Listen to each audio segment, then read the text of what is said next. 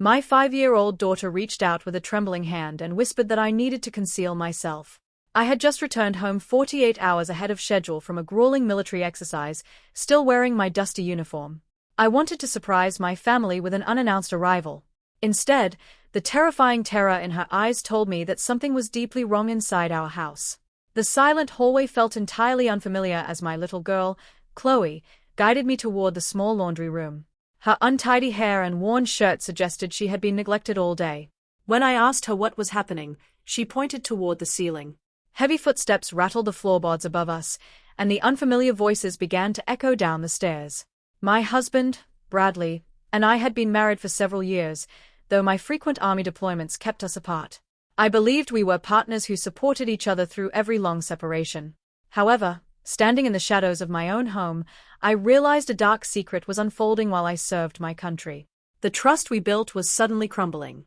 Upstairs, the voice of Logan, the cousin of my husband, spoke clearly about signing a final evaluation. An unknown woman replied that Valerie would have no legal ground left once the document was complete.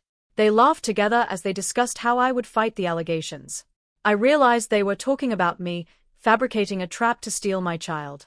Chloe reached into her pocket and handed me a folded sheet of notebook paper. On it, neat handwriting instructed my daughter to say that her mother frightened her. Chloe whispered that her father made her practice the lines to get ice cream. My heart shattered as I realized my own husband was teaching our daughter to lie to a judge. The dryer finished its cycle with a loud buzz as I peered through the door crack. Logan walked down the stairs alongside a mature woman who carried a professional video camera. She did not look like an official social worker, but rather someone pretending to be one. They mentioned meeting Bradley the next morning before they finally departed. I walked into the kitchen and noticed a tiny black camera mounted above the pantry door. Realizing we were being watched, I quietly led Chloe out the back door. We hurried across the grass to the property of Beatrice, our elderly neighbor. Beatrice looked up in shock, her face pale as she welcomed us inside her safe kitchen. Beatrice sat me down and confessed that things had been strange for months. She explained that Bradley had frequent late-night visitors, specifically Logan and that mysterious woman. Then, Beatrice handed me a certified envelope addressed to my husband that had been delivered to her mailbox by mistake. Inside were legal forms petitioning for full custody of Chloe. The documents painted a terrifying picture, describing me as an unstable and absent mother. The paperwork had been initiated 8 months ago, long before our marriage began to show any obvious strain. This was not a sudden divorce, but a calculated strategy to erase me from the life of my daughter. I knew I had to act fast. I left Chloe in the safe care of Beatrice and returned to my empty house. I bypassed the active camera and slipped into the locked office of Bradley. Finding the key hidden under his desk, I opened a secret drawer. Inside, I discovered a thick folder containing a forged power of attorney with a signature mimicking my own. The forged document allowed him to take a major home equity loan and transfer thousands of dollars. The money had been moved to a charity called Patriot Family Solutions. I searched online and found a website using my military photograph to solicit public donations. My husband had built a fraudulent business by exploiting my uniform and my reputation. I immediately called my trusted commanding officer, Colonel James Holloway, who listened to my discovery. He advised me to seek legal counsel immediately rather than confronting Bradley directly.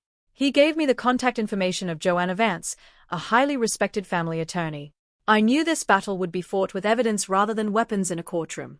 That evening, I pretended everything was normal when my husband arrived. He held a bouquet of yellow flowers, but his smile faded slightly when he saw me standing there. He remarked that I was not expected until the weekend, his voice tight with hidden anxiety. I smiled back, keeping my dark discoveries hidden behind a calm face. The next morning, I met Joanna Vance and her investigator, Hector Ortiz, at her office.